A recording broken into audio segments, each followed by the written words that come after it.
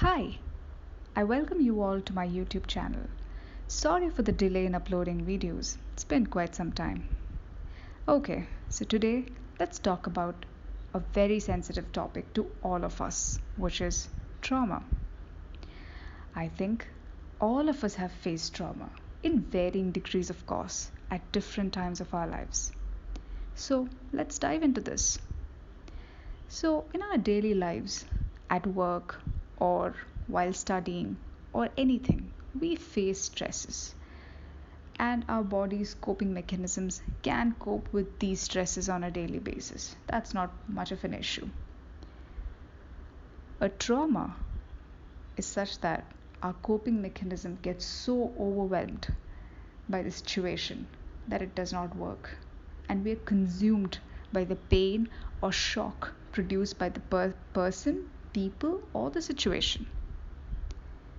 Imagine that. Just imagine the pain consuming our entire coping mechanism. It's tough. So, when this prolongs, when you leave this unaddressed, it slowly translates to physical symptoms like lethargy, a constant sense of sadness, depression, a lack of purpose. Now, as I said, trauma can be felt in varying degrees. Now, this depends on the situation. A single event can cause chronic trauma in a person, depending if the situation or if the event is too grave. But the small incidences that we face in our childhood, like bullying, or domestic violence, or anything, in repeated doses, if we face these small situations, can also lead to chronic trauma. Do you know that the child who faces neglect from one of his or her parents can also lead to chronic trauma? Did you know that? Now, all of us must have faced this at some point or the other. Not all of us come from stable families, not all of us have stable and smooth lives throughout. Most of the time in our adulthood, we actually carry baggage from our childhood. Most of the time, we consciously forget, or we must have forgotten the incident that may have caused the pain. But it may eventually end up manifesting as another situation in our life which can cause a similar pain. Now, let me explain to you this. For example, you faced bullying in your childhood by one of your siblings, for example, okay?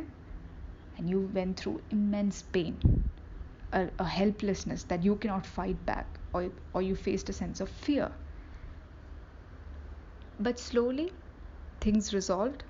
Maybe the situation on the exterior resolved, and all of you grew up, and you forgot the situation, or you moved on from the situation, and you moved on from your life. Maybe you became more confident. Maybe you started performing well in your studies and in your other extracurricular activities, and you started gaining confidence and self-esteem. But remember, the problem, what caused you sadness, was not addressed at all. Now, what happens later? Maybe in your 20s, early 20s or late 20s, maybe you may get into, this is simple assumption, okay? I'm just assuming everything here.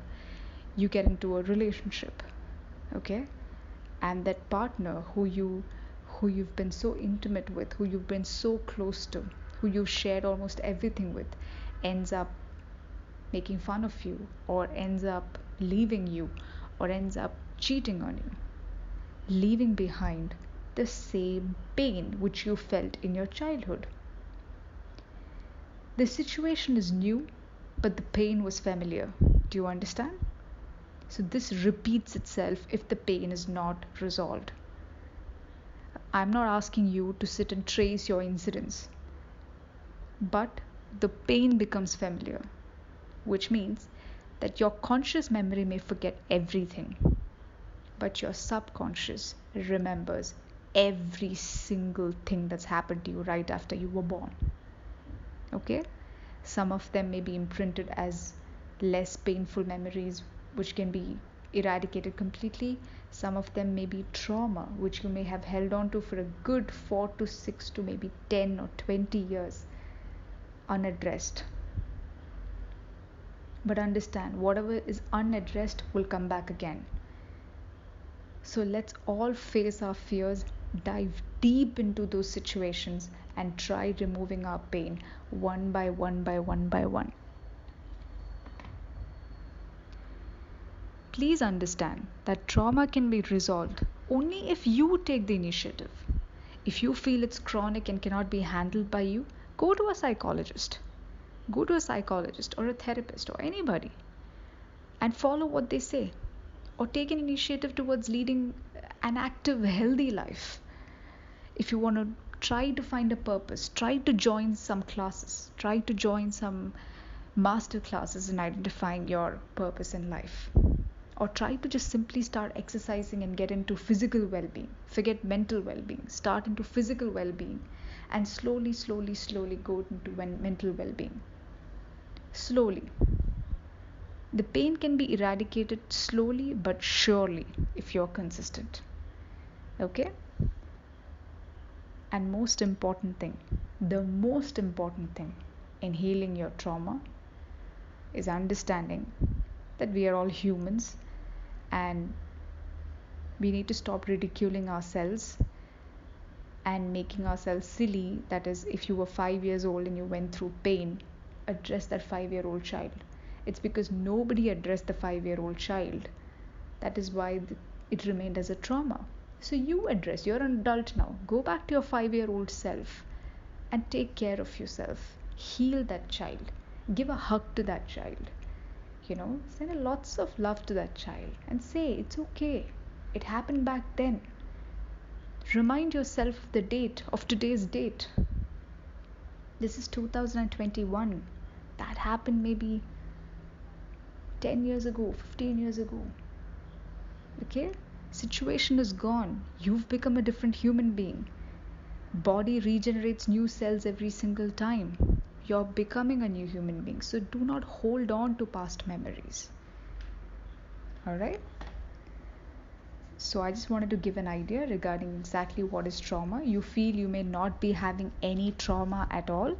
Maybe not, but let's learn over the days. Let's try and be mindful of our actions and think, do we have any unaddressed baggage in our lives?